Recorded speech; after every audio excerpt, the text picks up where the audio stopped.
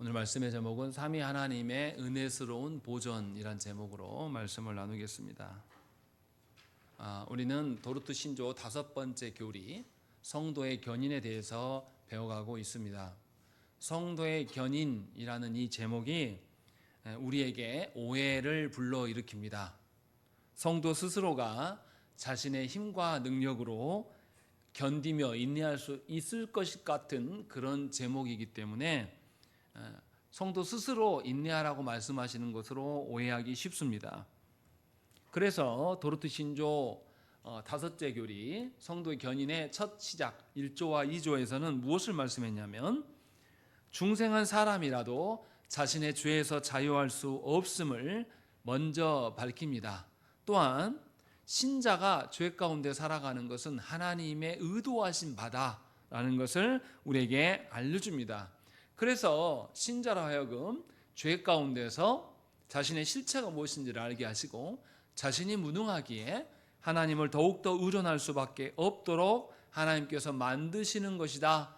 그것이 성도의 인내함의 시작이다, 전제다라고 우리에게 가르칩니다. 그래서 신자가 어떠한 상황에 놓여 있을지라도 하나님을 의존하고 하나님께 피하는 것이 그의 온전한 살 길임을 우리에게 말씀을 하고 있습니다.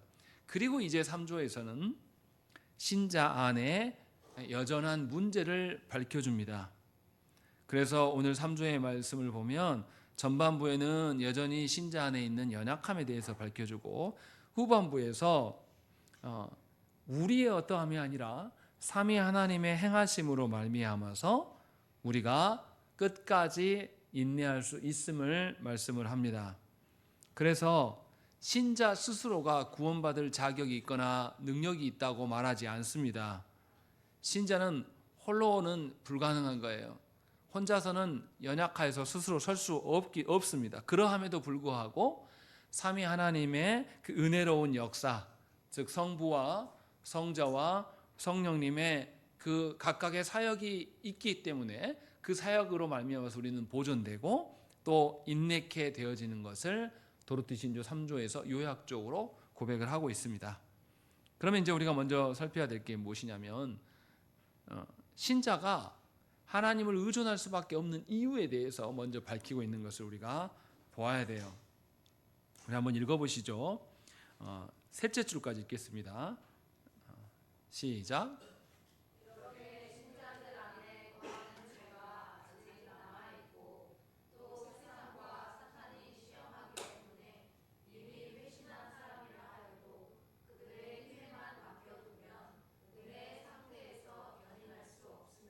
네, 분명하게 먼저 뭐하냐면 그들의 힘에만 맡겨두면 은혜의 상태에서 인내할 수 없습니다라는 것을 먼저 말씀하고 있는 것이에요. 즉 성도는 구원받을 때만이 아니라 구원받아서 거듭난 이후에도 하나님의 힘과 권능에 의존할 때에 성도일 수 있다라고 말씀하고 있습니다. 이거 중요한 이야기입니다.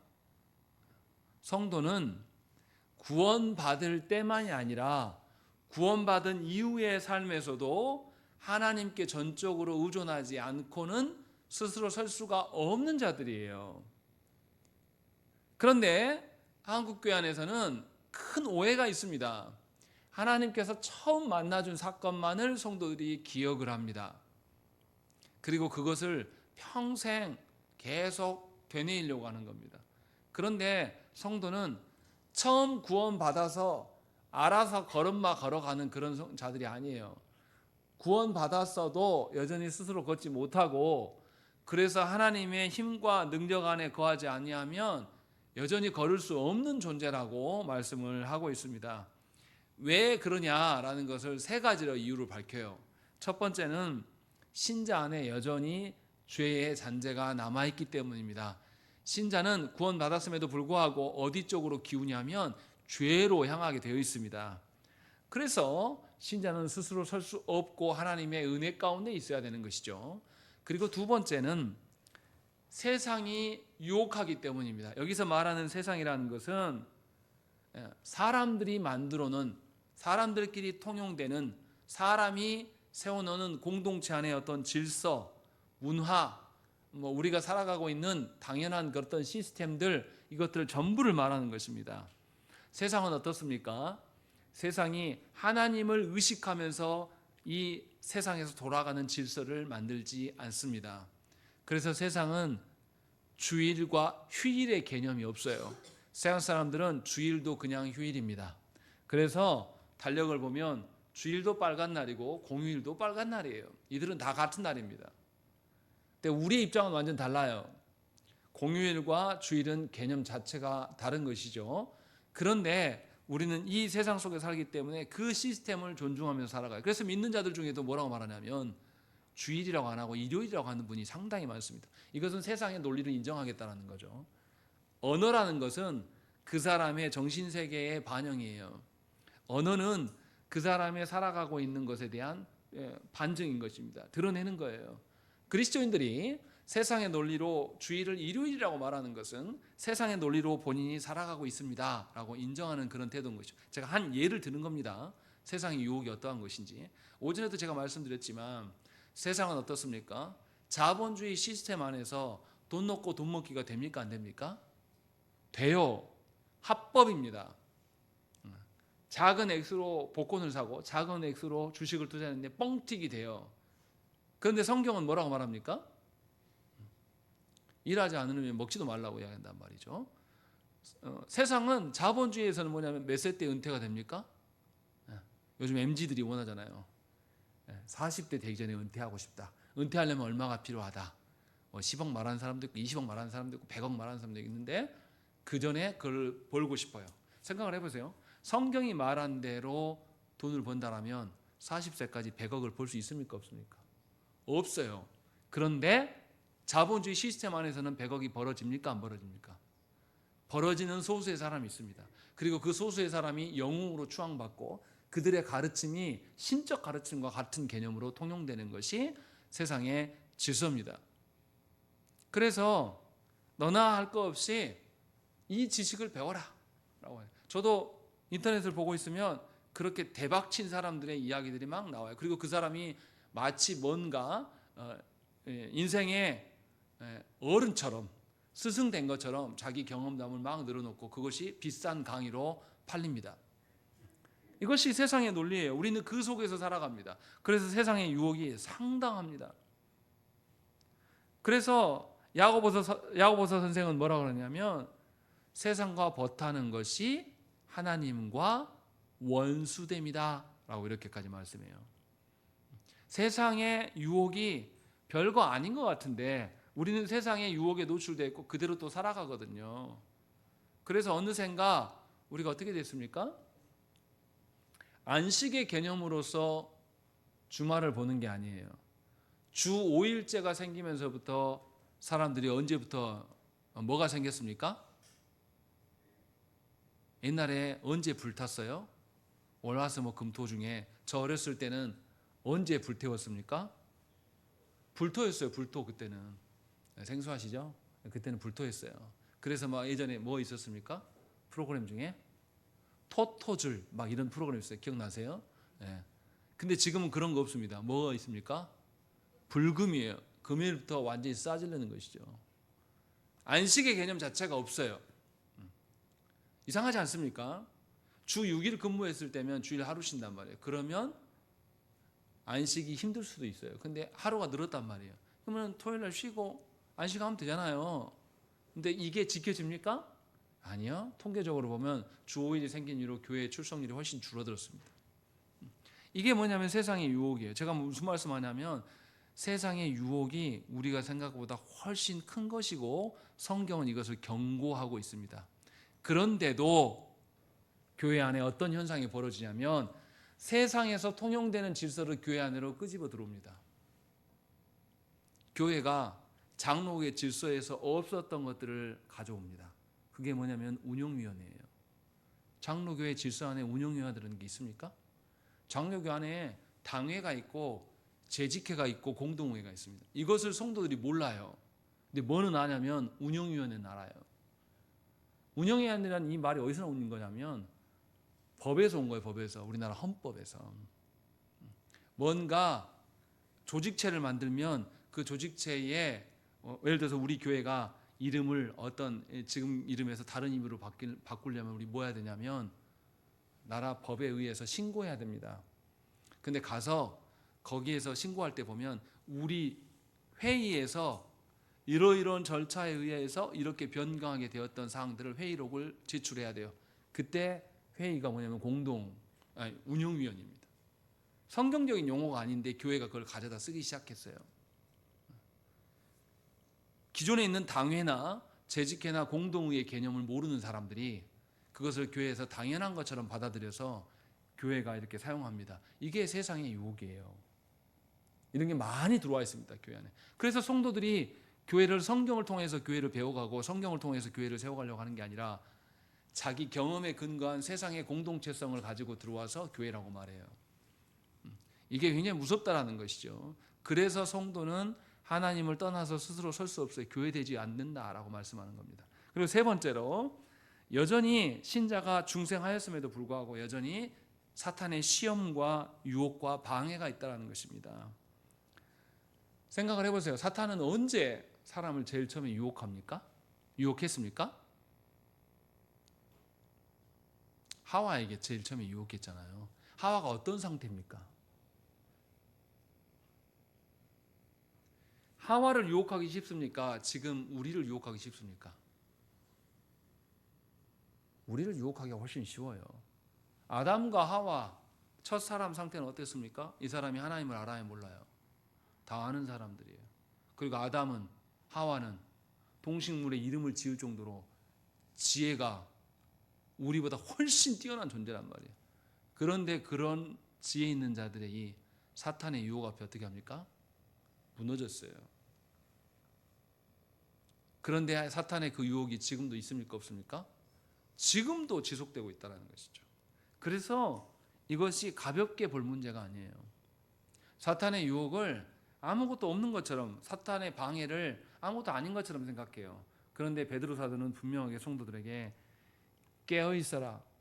왜냐하면 원수마귀가 뭐처럼, 우는 사자처럼 너를 뜯어먹기 위해서 네 주의를 배회한다 라고 베드로 사도는 교회에게 권면합니다.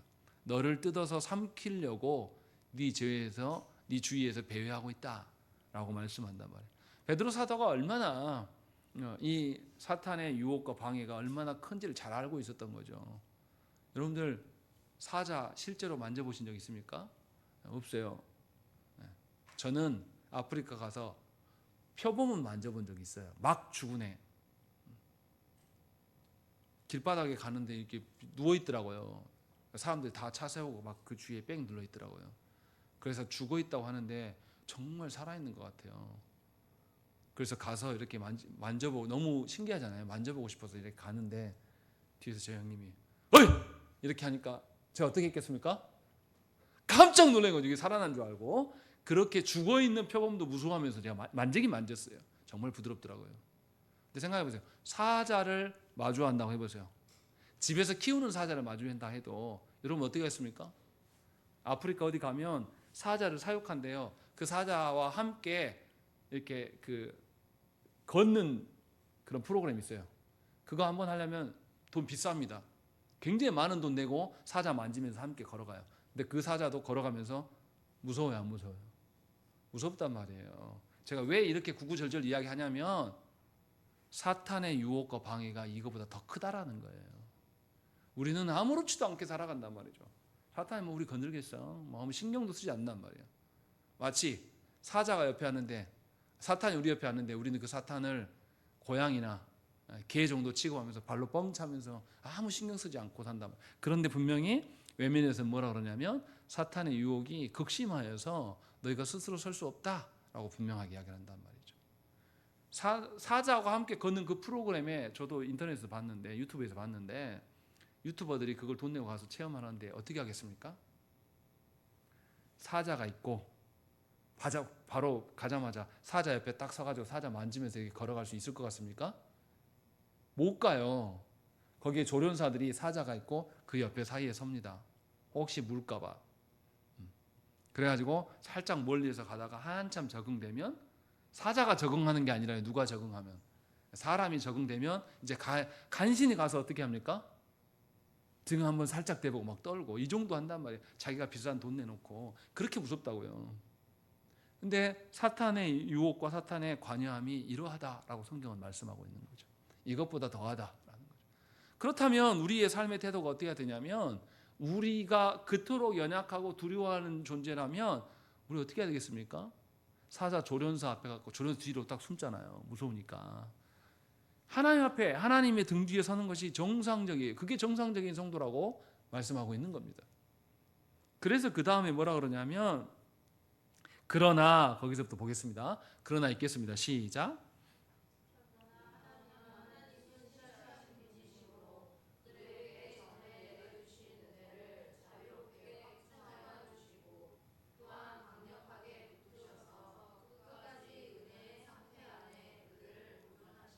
예, 웨스트민스터 신앙고백서는 성도가 되었어요. 우리가 중생함으로 성도가 되어서 하나님 나라를 바라보게 되고 하나님 나라를 소망할 수 있게 되었지만 여전히 우리는 연약해요.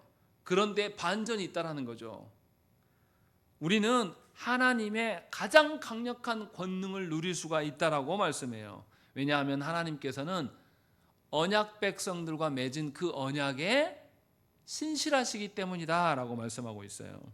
그래서 하나님은 이 언약적 신실성을 지켜나가기 위하여서 중생함을 받은 자들에게 은혜 안에 거하게 하신다라는 것입니다. 당신의 권능의 손안에 두신다라는 거죠.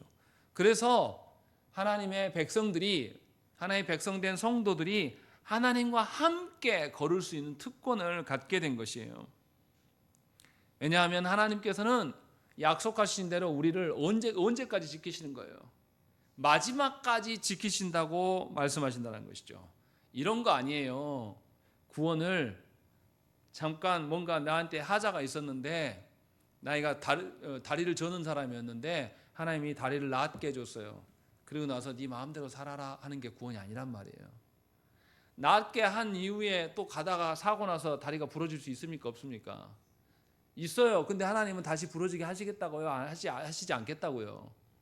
끝까지 지키셔서 다시는 그런 일이 없도록 하시겠다고 한 것이고 그것이 하나님의 권능 안에 두시는 일이다. 이것이 은혜이다 라고 이렇게 말씀하고 있는 거예요.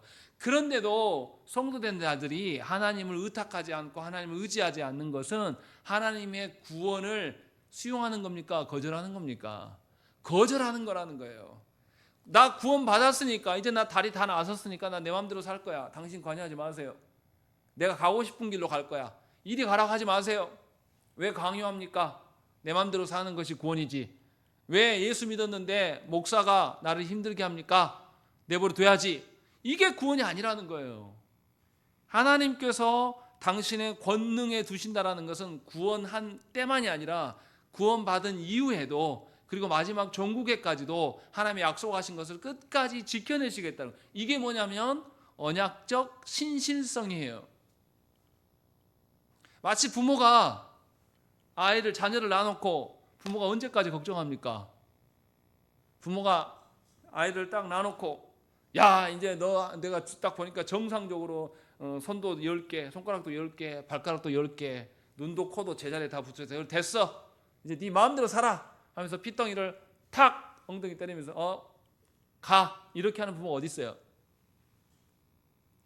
혹여나 자기 상황이 되지 못해서 그 자녀를 버리게 될지라도 부모가 어떻게 합니까? 어디다 버려요? 누군가가 거두어서 먹일 수 있는 그런 자리를 찾아가면서 근심하면서 이 아이가 죽지 않을 곳에다 버리잖아요. 혹여나 상황이 그런 부모라 할지라도 우리 하나님이 베푸시는 구원이 바로 그런 거라는 거예요. 그러니까 구원이 어떤 순간적으로 어떤 순간에 하나님의 은혜를 체험하는 것 어떤 신비적이고 은사적으로 뭔가 체험하는 그것이 구원이라고 말할 수 있냐 이 말이에요. 그거 아니라고 말하는 거예요. 지금 구원 받을 때뿐만 아니라 구원 받은 이후에도 계속해서 하나님의 권능 안에 머무는 것, 하나님의 능력 안에 머무르는 것, 하나님께서 우리와 관계를 끊지 않으시고 우리를 계속 걷어먹이시는 것, 이것이 구원이라고 말씀하고 있는 것이에요. 그러니까 착각을 벗어나라는 거예요. 그래서 예수 믿는 사람은 항상 예배하는 삶을 살아가는 것입니다. 아까도 주원 형제랑 이야기했었는데 예수 믿는다고 해서 다 같이 예수 믿는 게 아닙니다. 저희 집안에도 다 예수 믿어요. 양쪽 다. 그런데 신앙의 색깔이 같을 것 같습니까? 달라요. 그래서 우리의 믿음의 선배들은 모이면 뭐 했습니까? 예배했어요. 뭐 하려고요? 하나님의 말씀을 두고 우리가 믿고 살아오는 방식이 하나님 앞에 온당한가를 점검하는 거예요. 그것이 가정의 하나됨이라고 잘 알았단 말이에요.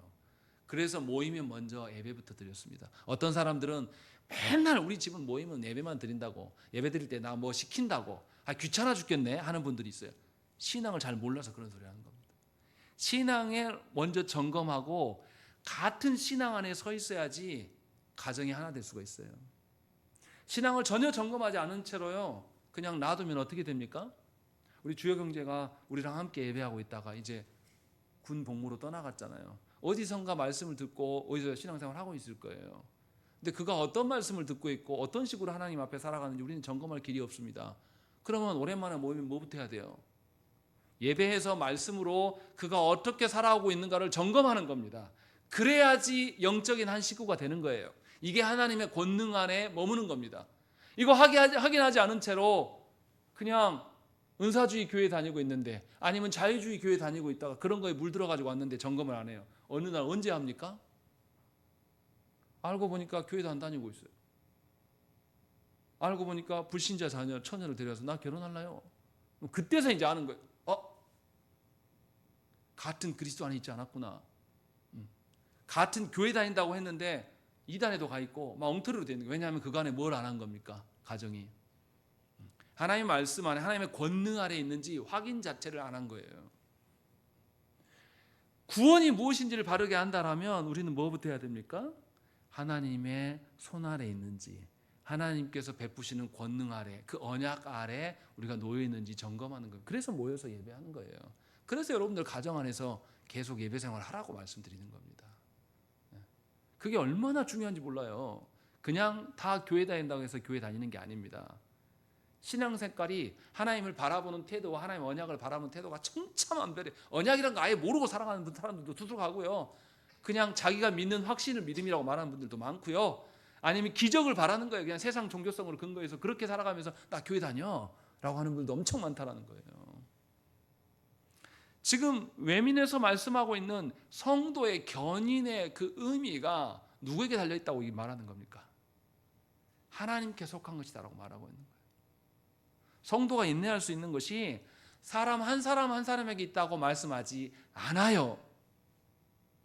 하나님께 속해 있다는 것을 믿는다라면 우리가 하나님이 택하여서 처음 예수 그리스도를 알게 되고 그때 이후로부터 계속해서 하나님의 권능 아래 있기를 소망하겠죠. 우리 자녀들을 돌아볼 때도 뭐 하겠습니까? 너 가질 때부터 엄마가 기도했어. 그러니까 만사 오케이 됐어. 너는 믿음의 가정에 태어났으니까 엄마 아빠가 목사고 사모니까 또 할아버지도 목사고 그러니까 할머니도 권사하니까 너희들 안전빵. 이건 신앙 아니라고요. 성도가 인내할 수 있는 근거를 어디서 찾는 거예요? 그거는 사람에게서 찾는 거예요. 이게 얼마나 헛된 거냐 이 말이에요. 이게 얼마나 허망한 거냐 이 말이죠. 지금 그 이야기를 외면해서 하고 있는 게 아주 중요한 이야기예요. 그러면 이제 더 구체적으로 생각을 해봐야 됩니다. 삼위 하나님께서 우리에게 어떻게 행하시는 것인가? 삼위 하나님께서 우리에게 어떻게 행하심으로 그것이 우리의 인내의 근거가 될 수 있는가라는 것을 우리는 알아야 돼요. 먼저 우리는 성부 하나님의 사역을 깨달아야 됩니다. 삼위 하나님께서 우리의 구원과 우리가 인내할 수 있는 모든 근거에 관여하시는데요. 그 출발점이 성부 하나님의 뜻과 명령으로 시작합니다. 요한복음 6장 39절과 40절의 말씀에 나를 보내신 이의 뜻은 내게 주신 자 중에 내가 하나도 잃어버리지 아니하고 마지막 날에 다시 살리는 이것이다 라고 주님이 말씀합니다. 예수께서 자발적으로 자의적으로 행하시는 것이 아니라 누구의 뜻대로? 성부의 뜻대로 성부께서 명령하신 것이 성부께서 주신 자들을 내가 하나도 놓치지 않는 겁니다. 그리고 그들을 언제까지? 마지막 날에 그들이 뭐 할 때까지? 다시 살아나는 때까지 내가 감당하는 것이 내 사역의 출발입니다. 시작입니다. 라고 주님이 말씀하고 있는 거예요. 그러니까 예수께서 우리 위하여서 오신 것의 그 출발점이 누구로부터예요?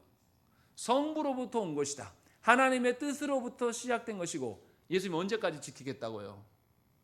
세상 끝날까지 우리와 함께 하심으로 지키겠다고 말씀해요. 우리 구원은 언제까지예요? 그러면 세상 끝날까지 함께 가는 거죠. 처음 예수님 영접하고 나서 그때 그 감격으로 그 한 번의 추억팔이 하면서 계속 살아가는 것이 신앙이 아니라고요. 늘 하나님의 권능 아래 있어야 될 것들을 주님이 말씀하고 있어요. 그러니까 하나님께서 우리를 택하신 것, 그 택하신 것을 그리스도를 통하여서 확증해 주시는데, 한 번 택하신 것은 하나님께서 택하고만 맙니까? 아니면 택하신 이후에도 끝까지 인내할 수 있도록 도우십니까? 끝까지 인내하는 것이 구원이라고 말하는 거예요. 그러니까 중간에 낙오하거나 중간에 탈선하는 것, 이것이 구원을 온전하게 수용하는 것이 아님을 지금 말씀하고 있는 것입니다. 아버지 하나님께서는 이처럼 택한 자들을 보존하십니다. 택하시고만 마는 게 아니라 보존하시고, 또 성도들로 말미암아서 자기의 죄성과 세상의 유혹과 사탄의 시험으로부터 인내케 하시는 것이에요. 이 모든 것은 성부 하나님의 사랑으로부터 시작됩니다. 에레미야 31장 3절 말씀에 옛적에 여호와께서 나에게 나타나사 내가 영원한 사랑으로 너를 사랑하기에 인자함으로 너를 이끌었다 하였노라 라고 말하는 거예요. 그러니까 성도는 하나님의 사랑을 언제 느낀다는 거예요? 하나님이 택하시고 우리 택하신 우리들을 하나님께서 인내케 하시는 과정, 하나님께서 계속 보존해 나가시는 그 과정 속에서 우리는 하나님의 사랑을 누릴 수 있다고 말씀하고 있는 겁니다. 다시요, 참된 성도는 성부 하나님께서 우리를 사랑하셔서 우리를 보존케 하시고 인내케 하시는데, 죄와 싸우면서 세상의 유혹에서 또 사탄의 그 유혹과 방해의 세력 가운데 계속 분투하면서 우리는 뭘 느낀다고요? 성부 하나님의 뜻과 사랑을 누릴 수가 있다고 지금 말씀하고 있는 거예요. 그러니까 성도의 사랑은 어떤 거예요? 편안하게 앉아서 내 기분 맞춰서 내가 말 안 해도 내 의중을 다 살펴서 그런 사랑입니까? 요즘에 젊은 여성들을 보면 기가 막혀요. 말 안 해도 상대방이 자기 기분 알아주라는 거예요. 말 안 하는데 어떻게 합니까? 우리가 신이에요? 남자들이 말 안 하는데 어떻게 알아요? 근데 그거 정도는 사랑하면 안다는 거예요. 헛소리예요. 사랑이 그런 겁니까? 사랑이 그냥 그렇게 내 욕구 채우고 내 욕망 채우고 내가 주인 되어 살아가는 그게 사랑입니까?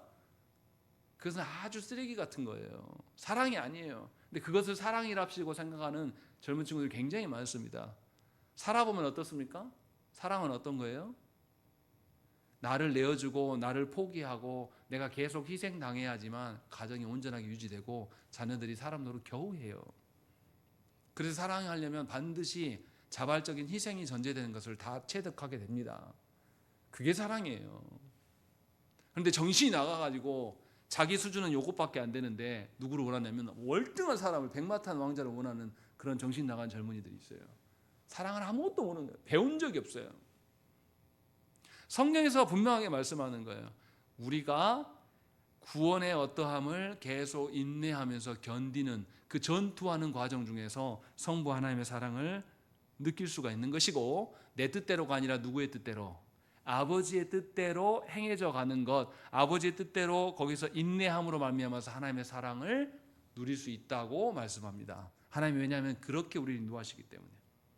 그러한 하나님의 사랑을 맛보며 살아가는 사람이라면 배우자와 만나서 사랑할 때 어떤 사랑을 하겠습니까?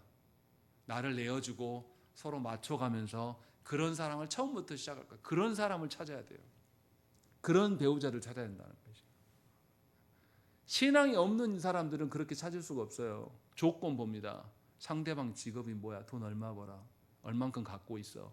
이것을 근거로 판단하면 나도 어떻게 보겠어요? 나도 그냥 돈이에요, 돈. 돈으로 환산돼가지고 값어치가 없으면 선택받지 못하는 거죠. 그래서 요즘 젊은이들이 아내를 고를 때 뭐 본다고 그러죠? 직장이 뭐냐고 본다는 거죠. 기가 막힌 현실이에요. 그 가정에서 사랑이 드러나겠습니까?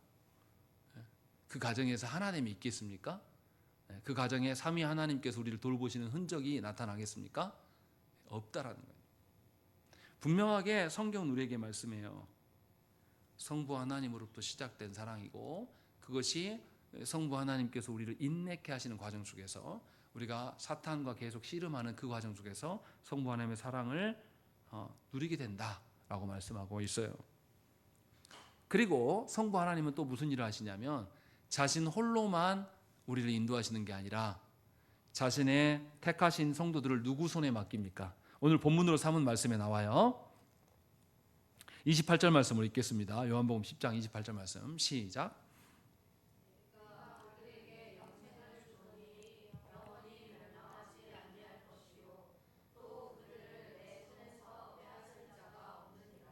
예, 이거 누가 말씀하신 겁니까?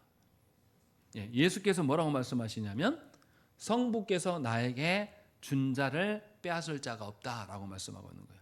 성부께서는 택한 자들을 누구 손에 맡깁니까? 아들 대신 예수 그리스도께 맡겨서 성부의 손안에 있을 뿐만 아니라 성자 예수 그리스도의 특별한 소유가 되게 하심으로 우리를 두 번 확증해 주시는 거예요. 보증해 주시는 것입니다. 그래서 하이델베르그 요리문답 첫 문답에서 뭐라고 합니까? 나는 내 것이 아니요 몸과 영혼이 다 나의 충실한 구주 예수 그리스도의 것이니 생명과 죽음에 있어서 그러하다라고 말한단 말이죠. 사나 죽으나 나는 누구의 것이다? 주의 것이기 때문에 나는 누구로부터 위로를 받는다? 예수 그리스도께서 나의 위로가 되신다라고 고백해요. 처음부터 그렇게 얘기한단 말이죠. 성부 하나님께서는 우리를 아버지의 손에 두시면서 동시에 예수 그리스도의 소유로 살아가게 하셔서 성부와 성자의 두 분의 뜻 없이는 우리를 한 군데도 손상하지 못하도록 하나님 지키신다는 것이죠. 얼마나 확증적입니까? 이렇게 성부와 성자 가운데 놓여 있음을 아는 성도라면 하나님의 주권적인 은혜로 살아갈 수가 있는 거예요. 아니 사실 몰라도 상관없어요. 우리 우빈이가 아빠의 능력이나 엄마가 자신을 어떻게 사랑하는지 알고 살아갑니까? 모르고 살아갑니까? 잘 몰라요. 그냥 신뢰하는 것뿐이에요. 그냥 신뢰해요. 아빠가 지금 돈이 있는지 실적을 했는지 우빈이가 알아요? 몰라요? 몰라도 우빈이는 누구한테 갑니까? 아빠와 엄마한테 피하는 거죠. 그리고 그 가운데서 불안에 떨지 않아요. 아빠가 통장의 잔고가 얼마고 빚이 얼마고 이런 거 계산하지 않아요. 몰라도 아빠 안에서 안정을 취한다면 엄마 안에서 안정을 취하는 것처럼 삼위 하나님께서 우리가 하나님의 어떠하심을 잘 몰라요. 그래도 하나님의 주권적인 은혜로 우리를 돌보신다는 것이죠. 그래서 우리가 시험에 들지 않게 하시고 하나님께서 붙드셔요. 물론 하나님의 어떠하심을 모르면 헤매입니까? 안 헤매입니까? 더 헤매고 하나님의 사랑이 무엇인지 몰라서 갈팡질팡을. 그래서 자녀들을 키워보면 언제 부모를 속을 썩힙니까? 뭔 병에 걸리면, 중2병에 걸리면 부모의 근심이 되는 것이죠. 몰라요. 부모가 무슨 마음으로 자기에게 잔소리하는지 잘 모른단 말이에요. 그냥 자기 자유가 더 중요하니까. 그렇게 막 헤매이다가 언제 깨달아요? 좀 이제 사회가 뭔지 알고 그 사회 속에서 우리 부모가 내가 생각하고 온 것보다 굉장히 연약한 존재인 걸 알거든요. 우리 아버지가 사실은 이 사회 속에서 그렇게 나는 고위층인 줄 알았는데 살아보니까 별 볼 일 없는 사람이었구나. 그런데도 나를 지키기 위해서 저렇게 고군분투하고 사셨구나라는 걸 알게 되면 이제 그때서 아버지의 실체가 뭔지 어머니의 실체가 뭔지 알게 되면 그때 우리가 뭐 듭니까? 조금씩 철들기 시작해요. 그때는 이제 반항하지 않습니다. 고개 숙여요. 아버지가 대단해서 고개 숙이는 게 아니에요. 성부 하나님의 사랑하심과 성부 하나님의 행하신 것을 잘 몰라도 우리는 하나님의 보호 아래 있어요. 그런데 잘 모르면 헤매이기도 합니다. 그러나 하나님의 어떠하심을 알면 온전히 하나님을 신뢰할 수 있게 된다는 것이죠. 그래서 성부의 사역을 우리는 알아야 돼요. 그래서 우리의 인내는 우리에게 달려있지 않습니다. 성부 하나님의 뜻 가운데 있는 거예요. 성부 하나님의 사랑 가운데 우리가 존재하는 것입니다. 그렇기 때문에 성부 하나님의 뜻 안에서 우리 자신을 발견해야 돼요. 성부 하나님의 뜻을 빼놓고 내 판단대로 내 어떠함으로 살아가면 그 살아가면서 내가 씨름하고 고뇌하고 갈등하고 괴로워하는 거, 이게 의미 있는 겁니까? 의미 없는 겁니까? 아무 쓰잘데기 없는 거예요. 지금 중이 된 저희 딸이 뭐가 중요하겠습니까? 제가 가끔 협박하거든요. 너 그렇게 하면 너 핸드폰 뺏어버린다. 폴더폰 쓰게 할 거야. 그러면 아이 표정이 달라지면서 눈물이 글썽글썽. 굉장히 중요한 거거든요. 근데 제 입장에서는 이거 안 중요해요. 제가 인생을 살아보니까 지금은 핸드폰이, 스마트폰이 중요하지 않아요. 지금 친구들이요? 어때 여러분들 중학교 때 친구들 평생 갑니까? 미안하지만 중학교 때 친구들, 그렇게 친했던 친구들 정말 그 친구들한테 미안한데 이름도 생각 안 나는 친구들이 있어요. 아무 필요 없거든요. 근데 그때는 친구들 앞에서 무시당하지 않으려고 친구들 앞에서 아빠 나 옷 이거 입고 싶어. 아빠 내 헤어스타일 어때? 이런 쓰잘데기 없는 거에 목숨 걸고 살. 정말 이게 인생에서 도움이 됩니까? 허망한 건데 그렇게 산단 말이에요. 성도가 성부 하나님의 어떠하심을 모른 채로 혼자 고뇌하고 갈등하면서 괴로워하는 것이 사실은 아무 쓸모없는 일이에요. 무의미한 거예요. 성부 하나님의 사역을 모르기 때문에. 두 번째로 성자 하나님의 사역을 우리가 살펴야 됩니다. 성자 하나님은 요한복음 6장 37절 말씀에 자신에게 오는 사람들을 결코 내쫓지 않으실 것이라고 말씀하는 거예요. 하나님께서 자신에게 주시기도 하셨지만 하나님의 은혜로 자신에게 찾아오는 자를 성자는 절대 밀어내지 않고 항상 그를 받아주시겠다고 말씀합니다. 그래서 예수님은 양 대신 우리를 위하여서 죽기까지 자신을 내어주셔서 받아주십니다. 이를 다시 생각하면 예수께서 우리를 죄 용서만 하고 끝나는 것이 아니라 영원한 구원을 이룰 때까지, 아까도 말씀드렸지만 우리가 마지막 때에 부활할 그때까지 주께서 우리를 지키시겠다고 말씀하고 있는 것입니다. 아무도 놓치지 않는 것이 주님의 사역입니다. 그래서 오늘 말씀에도 나오잖아요. 요한복음 10장 28절 말씀에 또 그들을 내 손에서 빼앗을 자가 있다고요? 없다고요? 없다고 말씀하는 거예요. 빼앗을 자가 아무도 없다라는 거죠. 왜냐하면 성자께서 지키실 것이라니까. 그래서 성자 예수께서 우리 앞에서 대제사장의 직분으로 성부 하나님께 기도하십니다. 이것이 어디 나오면 요한복음 17장에 나오는 말씀이에요. 요한복음 17장이 성자 하나님의 대제사장으로서의 기도의 내용입니다. 거기에 뭐라고 나오냐면 17장 12절 말씀에 내가 그들과 함께 있을 때 내게 주신 아버지의 이름으로 그들을 보존하고 지켰나이다. 누구의 이름으로 지키고 보존한다고요? 아버지의 이름으로 지킨단 말이에요. 성자께서 자신의 이름을 걸는 것뿐만 아니라 누구의 이름으로? 성부의 이름으로 우리를 지키신다. 이 말이 무슨 말이냐면 예수께서 우리의 구원주 되시기 위해서 누구랑 언약을 맺으셨습니까? 성부와 언약을 맺어주셔서 자신이 어린 양이 되어주신 거예요. 그래서 성부와 맺은 언약을 자기가 신실하게 지킴으로 인하여서 누구를 지키겠다는 거예요? 우리를 놓치지 않고 지키시겠다고 말씀하고 있는 거예요. 그러니까 성부께서 보여주시는 언약적 신실함과 성자께서 보여주시는 그 언약적 신실하심이 성부 하나님의 이름을 걸고 지금 이 이야기를 하고 있는 거예요. 얼마나 확증적입니까? 얼마나 제대로 된 그 우리를 지키심입니까? 그래서 분명하게 성부와 성자가 모두 언약 안에서 우리를 지켜내고 계심을 말씀하고 있는 것이죠. 그래서 예수께서는 부활하시고 승천하며 떠나가시면서 무엇을 약속하셨습니까? 우리가 홀로 되기를 염려하시면서 누구를 보내주신 거예요? 보혜사 성령님을 보내셔서 그 보혜사 성령님을 누구의 영이라고 말해요? 그리스도의 영이라고 말하거든요. 그래서 성령께서 우리 안에 내주하심으로 말미암아 우리가 누구랑 함께 살도록 예수 그리스도와 함께 살아갈 수 있도록, 그래서 예수 그리스도의 은혜가 우리 안에 끊어지지 않도록 하나님께서, 예수께서, 성자께서 우리를 지키시는 것이죠. 그뿐만이 아니에요. 성자께서는 우리를 떠나가셔서 어디로 가셨습니까?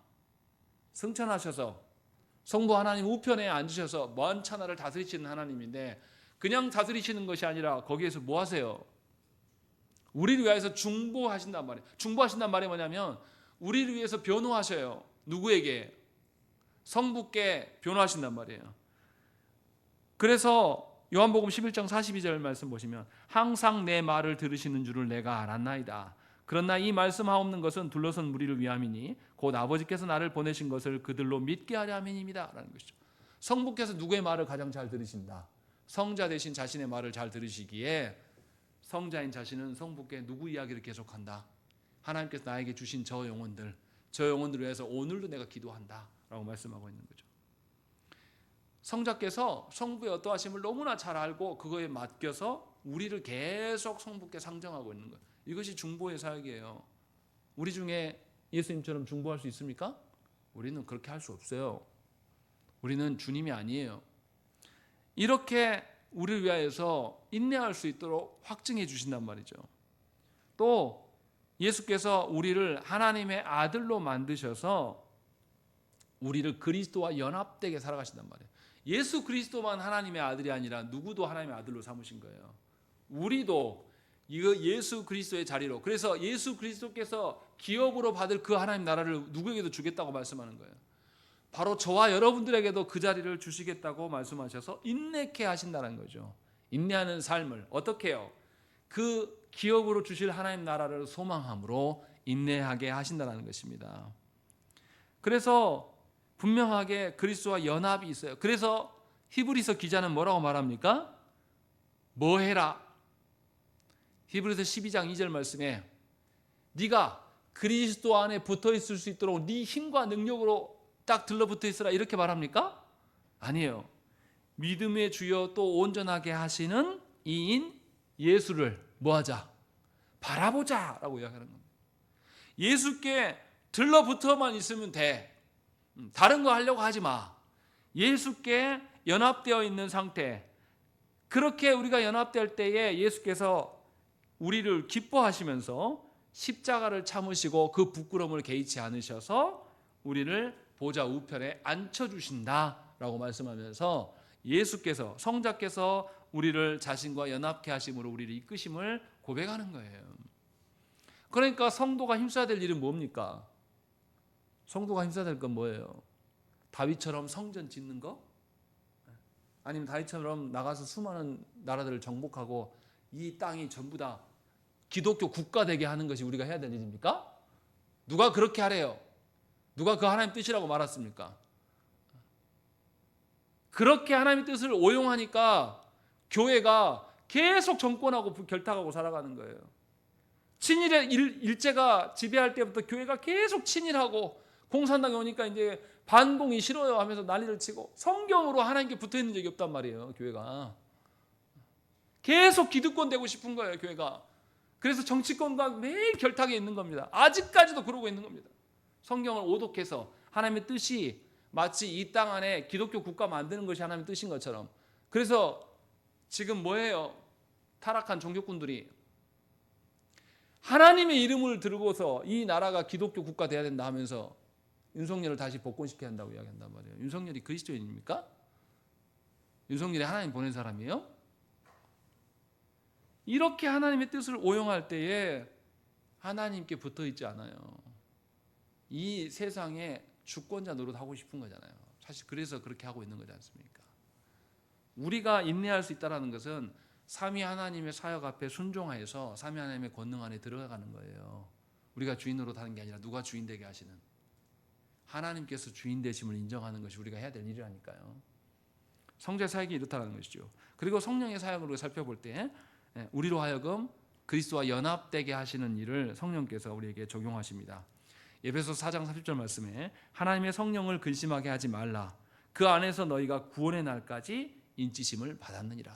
성령 하나님이 아니면 너희가 안전하게 확증되었다라는 것을 확인할 길이 없기 때문에 성령님을 근심케 하지 말라라고 말씀하고 있는 것이에요. 분명히 그 보증이 성령님이 되신다고 이야기하고 에베소서 1장 13절과 14절 말씀에 그 안에서 너희도 진리의 말씀 곧 너희의 구원의 복음을 듣고 그 안에서 또한 믿어 약속의 성령으로 인치심을 받았으니 이는 우리 기업의 보증이 되사 그 얻으신 것을 속량하시고 그의 영광을 찬송하게 하려 하심이라라는 것이죠. 성령께서는 성부와 성자의 약속하신 언약에 신실하신 것을 우리에게 적용케 하십니다. 그래서 언약적 성취를 보증해 주시는 거예요. 하나님의 약속하심이 반드시 이루어진다라는 것을 누구로 하여서 믿게 하냐면 성령님으로 하여서 우리에게 믿고 또 현재적으로 맛보게 적용해 주시는 것이에요. 하나님의 약속하심이 얼마나 큰 것인가, 하나님께서 이루실 그 하나님 나라가 얼마나 큰 것인가를 우리에게 적용하시는 분이 성령님이에요. 다시 말하면 신자 안에 믿음의 시작 누가 하십니까? 성령 하나님께서 믿음의 시작을, 또 중간에 믿음에 유지하고 보존하시고 성장케 하시는 그 책임도 성령 하나님께서 행하심으로 말미암아서 우리를 그리스도의 사역을 적용케 하십니다. 그래서 성부 하나님의 사랑을 누리게 하신단 말이에요. 이 적용을 성령께서 하신다는 것이죠. 그래서 성령님은 하나님의 말씀과 함께 사역하십니다. 성부의 뜻을 우리에게 알려주시는 그 사역을 행하시는 것이에요. 그래서 시편 기자가 시편 139편 7절 말씀에 내가 주의 영을 떠나 어디로 가며 주의 앞에서 어디로 피하리까? 라는 것이죠. 다윗이 그렇게 고백하는 거예요. 자기의 삶이 계속 쫓기는 삶을 살아가요. 그런데 다윗이 깨달았어요. 자기가 누구 손 안에 있다. 피할 길이 없어도 자기는 하나님의 손 안에 있음을 자신이 알아요. 그래서 내가 누구에게 피하겠습니까? 라고 이야기한단 말이에요. 편안하고 좋아서 할만해서 하는 소리가 아니라 계속 쫓겨서 이제 갈 데가 없단 말이에요. 갈 데가 없는 상황인데도 다윗이 하나님께 고백해요. 내 판단으로는 하나님 갈 데가 없어요. 그런데 내 판단이 중요한 게 아니라 내가 아버지의 손 안에 있지 않습니까? 라는 걸 고백하는 것이고, 10절 말씀에 거기서도 주의 손이 나를 인도하시며 주의 오른손이 나를 붙드시리이다 라고 이야기하는 거예요. 내가 어디를 가든지 하나님이 나를 붙드십니다 라는 것을 성령께서 깨닫게 하신단 말이에요. 자기 계산으로는 이해가 안 돼요. 자기 판단으로는 앞길이 잘 열리지 않는단 말이에요. 그런데 성령께서 깨닫게 하시고 말씀을 통하여서 삼위 하나님의 권능 아래 자신이 있음을 확인될 때에 우리가 어디로 가든지 하나님의 손에 있음을 인정할 수 있게 되는 것이죠. 그래서 성령께서 우리에게 역사하시면 우리가 하나님의 함께 동행하심을 알게 됩니다. 그래서 예수께서 성령님을 우리에게 어떻게 하셨습니까? 한 번 주고 말았습니까? 성령께서 우리에게 오셔서 어떻게 해요? 안 떠나신단 말이에요. 내 주 우리 안에 어떻게 한다고요? 계속 거하신다고. 어떻게 하려고? 우리를 성부와 성자의 일하심 속에 살아가고 보게 하시기 위해서, 우리가 늘 그 하나님의 권능의 팔 아래 그리스도의 그 긍휼의 은혜 안에 우리가 늘 있게 됨을 알게 하시려고 성령님을 우리 가운데 함께 하시게 한단 말이에요. 그러니까 성령께서 우리 안에 계심으로 말미암아 우리는 삼위 하나님이 우리와 함께 하심을 알 수가 있는 겁니다. 그러니 우리가 기도할 때 무엇을 위해서 기도해야 되겠습니까? 성령께서 나의 눈을 밝히셔서 누구를 보도록, 삼위 하나님을 보도록 기도하는 것이 우리가 가장 기도해야 될 문제예요. 삼위 하나님과 함께 걸어가고 있음을 느끼는 것. 삼위 하나님과 걸어가고 있음을 느끼는 사람이면 사람들이 나를 인정하지 않아도 기쁠 수 있어요. 사람들 만나지 않아도 하나님께서 나를 위로하심이 있으면 내가 즐겁게 살아갈 수 있습니다. 내가 육신이 다 쇠락해지고 가진 것이 없고 뭐 없어도 하나님께 순종하는 것이 내 의무임을 알면 하나님 명하신 일에 힘쓰며 살아갈 수가 있어요. 내 능력으로 하는 게 아니라 누구 능력으로 살아가기 때문에, 삼위 하나님의 권능으로 살 수가 있기 때문에. 그래서 이처럼 삼위 하나님의 역사하심으로 말미암아 성도는 흔들리지 않을 수가 있습니다. 마지막으로 우리가 기억해야 될 것은 뭡니까? 성부 하나님의 사역은 각각 독립적으로 사역하시는 분이 아니에요. 삼위 하나님은 항상 연합하여서 우리 안에 함께 거하십니다. 아버지의 일과 아드님의 일이 따로 분리되지 않아요. 또 아드님의 일과 성령님의 일이 분리되지 않습니다. 또 성령님의 일과 아버지의 일이 분리되지 않아요. 삼위 하나님께서 우리를 완벽한 조화 속에서 우리를 지키시고 인도하시는 것입니다. 그것이 구원받은 자들의 인내할 수 있는 길이에요. 그 길이 우리에게 놓여 있습니다. 그러니 성도는 삼위 하나님의 위로만으로 사는 것이 아니에요. 삼위 하나님께서 우리를 인내케 하시는 그 전투하는 삶을 살아가는 속에서 느끼는 삼위 하나님의 사랑 가운데 우리를 살게 하심을 깨달으셔야 됩니다. 진정으로 하나님 나라를 위하여서 분투하고 힘쓰는 자, 그가 하나님 앞에서 참된 기쁨과 평강을 누리고 살아갈 수가 있는 것입니다. 내 인생에 아무런 문제가 없고 내 인생이 내가 기대한 대로 잘 된다고 해서 하나님의 기쁨과 평강을 누리는 것이 결코 아니라는 것입니다. 그러니 우리가 진정으로 삼위 하나님 안에 살기 위해서 힘쓰고 기도하셔야 됩니다. 예수께서 말씀하신 것처럼 누구의 영광을? 하나님의 영광을. 누구를 사랑하도록? 하나님을 사랑하도록 하나님께서 말씀하십니다. 우리 함께 기도하시겠습니다.